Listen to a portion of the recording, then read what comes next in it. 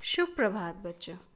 बच्चों, आज का जो हमारा पाठ है उसका नाम है मसूरी की यात्रा। अब इस पाठ के माध्यम से हम मसूरी की यात्रा का आनंद लेंगे, है ना।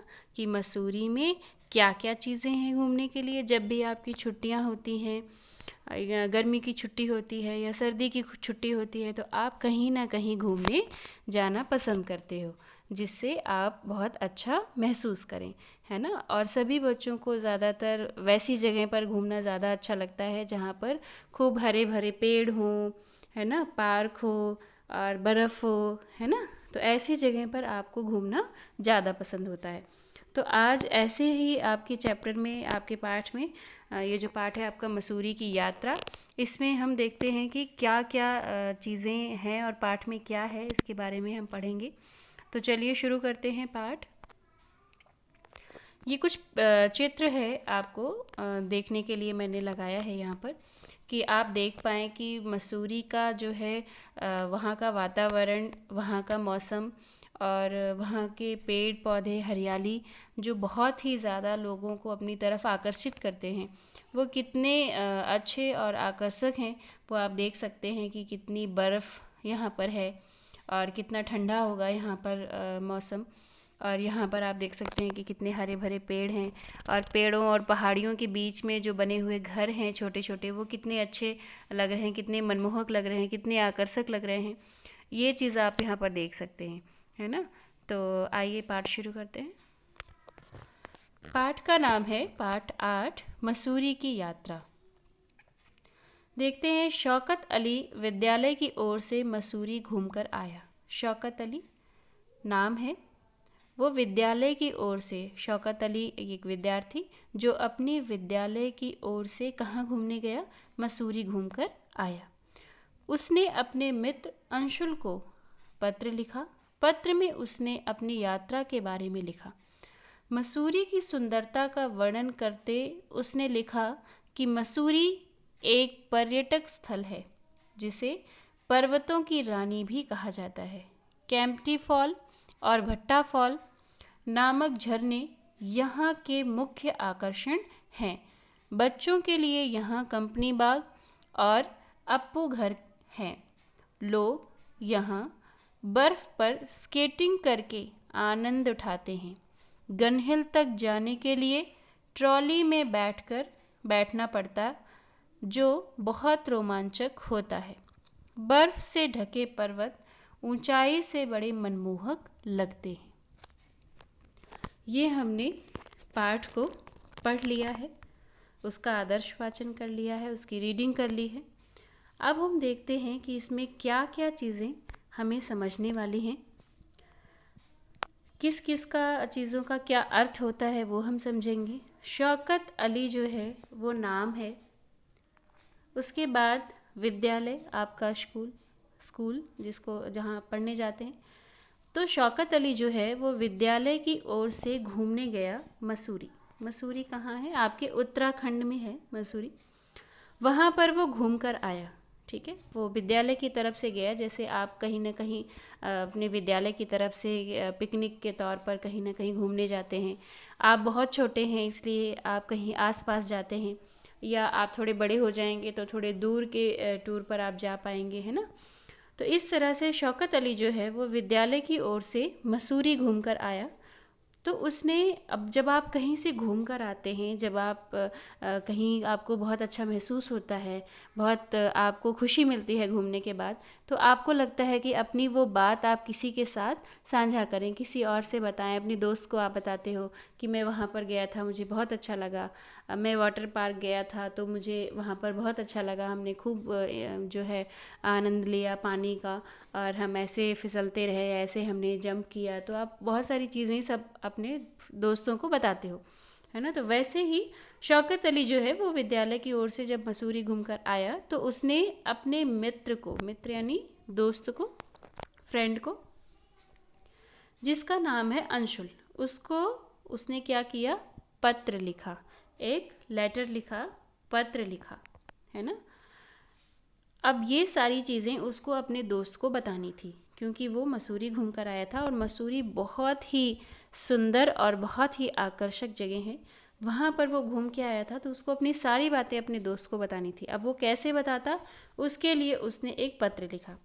पत्र में उसने अपनी यात्रा के बारे में लिखा, और उसने अपनी यात्रा के बारे में, जब वो वहाँ पर गया था, मसूरी घूमने गया था, तो रास्ते के बारे में और मसूरी की सुंदरता के बारे में उसने अपने पत्र में लिखा। मसूरी की सुंदरता का वर्णन करते हुए उसने लिखा। अब वहाँ की सुंदरता, सुंदरता, खूबसूरती, वहाँ की कितनी सुंदरता है, वातावरण कैसा है वहाँ का, और वहाँ के पेड़ पौधे और बर्फ़ से ढकी चोटियाँ, पहाड़ियाँ, झरने, इन सब की कितनी सुंदरता है, इसके बारे में वर्णन करना, यानी विस्तार से बताना, विस्तार से लिखना कोई चीज़। जब आपको कहा जाए किसी चीज़ का वर्णन करें, वर्णन करने का मतलब ये नहीं है कि आप एक दो चीज़ें बताकर वहीं पर उसको छोड़ दें। वर्णन का मतलब होता है कि आप उस चीज़ को विस्तार से बताइए कि वहाँ पर क्या क्या था और आपको कितना अच्छा लगा।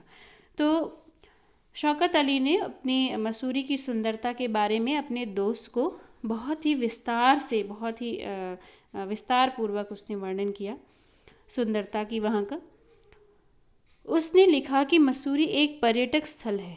उन्होंने लिखा कि एक मसूरी जो है एक पर्यटक स्थल है। पर्यटक स्थल वो होता है जहाँ पर लोग दूर दूर से घूमने आते हैं, दूर दूर से देखने आते हैं। अब ये भी समझने वाली बात है कि लोग देखने और घूमने उसी जगह पर जाते हैं जो बहुत ही सुंदर हो, है ना। तो पर्यटक यानी दूर दूर से आने वाले लोग जो वहाँ पर घूमने जाते थे, जिसे पर्वतों की रानी भी कहा जाता है। और ये जो जगह है मसूरी, इसको पर्वतों की रानी कहा जाता है इस जगह को, क्योंकि यहाँ पर बहुत अच्छे अच्छे बर्फ़ से ढकी हुई चोटियाँ, पहाड़ियाँ और पर्वत हैं, है ना। केम्प्टी फॉल और भट्टा कॉल नामक झरने यहाँ के मुख्य आकर्षण हैं। उसका चित्र अभी मैं आपको दिखाती हूँ, ये आप देख सकते हैं। केम्प्टी फॉल है ये बहुत ही आकर्षक होते हैं ये झरने, जहाँ पर लोग बहते हुए जल के नीचे स्नान करके, नहा के उसका आनंद उठाते हैं। और बहुत ही ठंडा और शीतल ये जल होगा, और ये पहाड़ियों से कट कट के, पहाड़ियों के बीच बीच में से ये झरने अपने आप गिरते हैं। ये तो ये प्राकृतिक जो सौंदर्य है, प्रकृति की जो सुंदरता है, इसको देखकर लोग बहुत ही अच्छा महसूस करते हैं, है ना। केम्प्टी फॉल नामक झरने यहाँ के मुख्य आकर्षण हैं, यानी लोगों को आकर्षित करना। आकर्षण यानी उनमें क्या है, अट्रैक्शन है। आप कहते हैं ना कि बहुत अट्रैक्ट करती है ये चीज़, या उसमें बहुत आकर्षण है, तो वो चीज़ उनको बहुत ही मनमोहक लगती थी, बहुत ही आकर्षण था उसमें। वो झरने के बारे में लिखता है। फिर लिखते हैं कि बच्चों के लिए यहाँ कंपनी बाग और अप्पू घर है। कंपनी बाग यानी बहुत अच्छा सा पार्क, और उसके बाद अप्पू घर। अप्पू घर क्या होता है मैं आपको दिखाती हूँ। इस तरह से होता है अप्पू घर। अप्पू घर में क्या होता है कि बच्चों के आनंद के लिए, बच्चों के एंजॉयमेंट के लिए, बच्चों के आनंद के लिए बहुत सारी चीज़ें होती हैं एक ही जगह पर। उसको वो कहते हैं अप्पू घर। वहाँ पर झूला भी होगा, आपका फिसलने के लिए होगा, वाटर पार्क अंदर होगा, पार्क होगा, झूले होंगे, तरह तरह की स्लाइड्स होंगी, फिसलने के लिए फिसल पट्टी होगी, है ना। इस तरह से बहुत सारी चीज़ें जब एक ही घेरे के अंदर बहुत सारी चीज़ें बच्चों के आनंद के लिए एकत्रित कर दी जाती हैं, तब वो आपको अप्पू घर उसको कहा जाता है, जहाँ पर बच्चे जाकर बहुत ज़्यादा आनंद उठा सकते हैं, है ना। इसी तरह से देखते हैं आगे क्या है। ये आपका है बर्फ़ में, जहाँ पर वो स्लाइडिंग करते हैं, बर्फ़ में वो लेकर स्केटिंग करते हैं, इसको आप स्केटिंग कहेंगे।